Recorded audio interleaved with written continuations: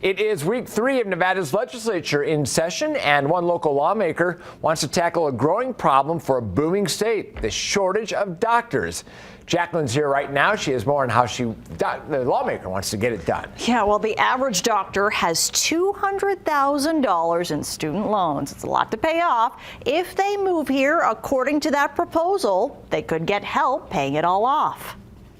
It's been a continuing problem for the state of Nevada. Even if you have insurance, you don't have access to a doctor. And as we continue to grow as a population, we are only exacerbating that problem. If getting a doctor's appointment is a struggle for you, here's the reason why. Nevada ranks 49th for primary care doctors per capita, 50th for surgeons and psychiatrists. Nevada needs up to 1,600 physicians to catch up with the national average. Assemblywoman Heidi Kasama of Las Vegas District 2 says leaders at UNLV and UNR helped her craft a proposal to attract medical professionals. Come and join us. We will help pay off your student debt.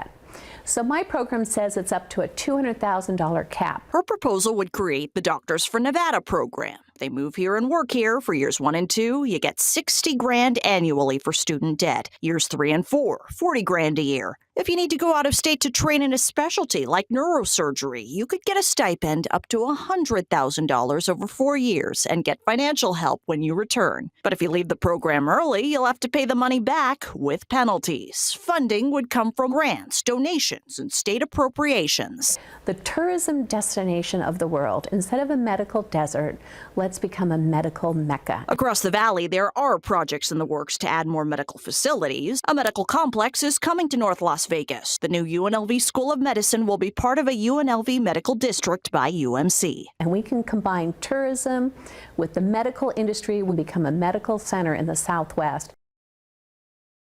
We did reach out to the Democrats for comment. An Assembly spokesperson says they are still waiting to review the bill text.